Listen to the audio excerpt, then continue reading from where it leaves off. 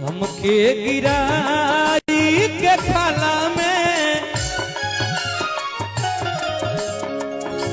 हमके गिराई के खाला में, अरे मजा काटता रूनू तू ताला में, तू ताला में, हमके गिराई के खाला में, मजा काटता रूनू तू ताला में। राम विलास यादव जी के नाम पटकनी आपके द्वारा आशीर्वाद। हमने के सतीश यादव जी, अभिषेक यादव जी की तरफ से बहुत बहुत आशीर्वाद, और बड़का भैया अखिलेश यादव भैया के सम्मान में भी पैसा आइल बा, बहुत बहुत धन्यवाद। ए हो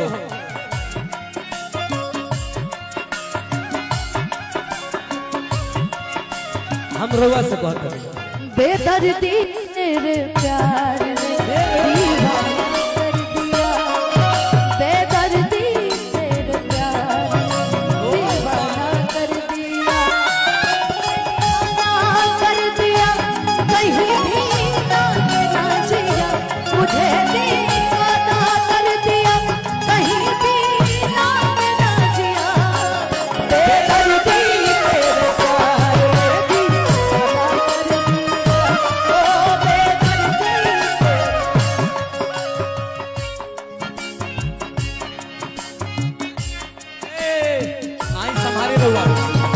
ने फास्ट वाला एकदम गले बबुआ।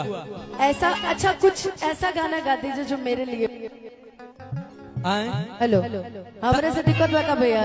तारा खातिर हेलो, पैचअप से पहले ब्रेकअप कर बगा तो ने का यार, तो दुश्मन हो इसका रे। क्या ये हो रहा है? Hello hello hello hello hello, हो गया, आ गया।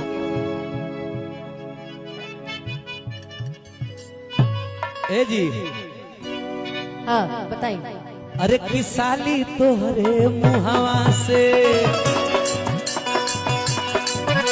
अरे साली तोहरे मुहावा से तो गरियो निकल गेला, साली तोहरे मुहावा से तो गरियो निकल गेला। अरे ऐसन होके सरहद का ससुरलियो निकल गेला, अरे ऐसन होके सरहद का ससुरलियो निकल गेला। हे पातर पातर उठवा से, हे पातर पातर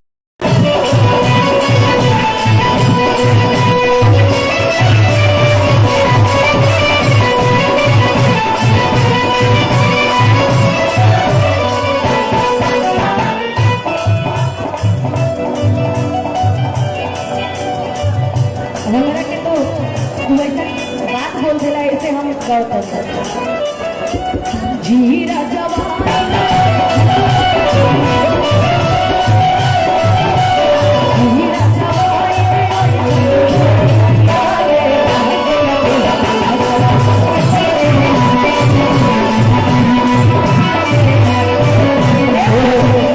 जैसे का हो फरमाइश कभी से होता सत्या भैया के टीम के अरोड़ा सगत दोनों लोग मिल के हम साइकिल वाली बतनिया वाली गा रहे हैं सब भैया।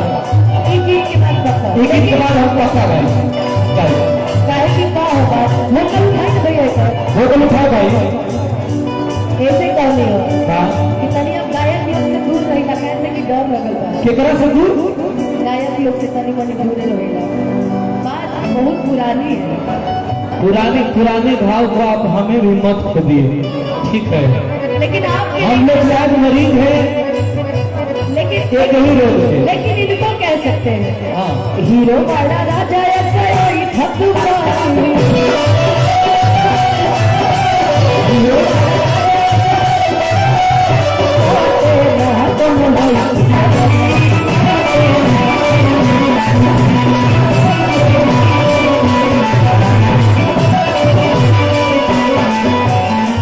इहो कह सके लोग गर्मी में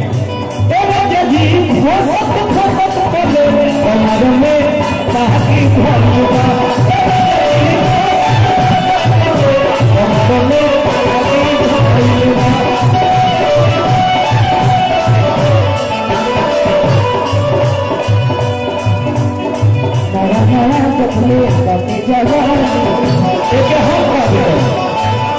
हम का देते मजा नया जगले बाकी जवानी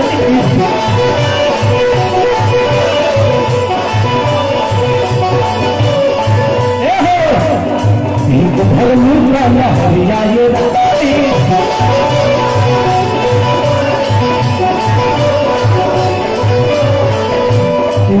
रंगी खोला मधुर पिछाड़ी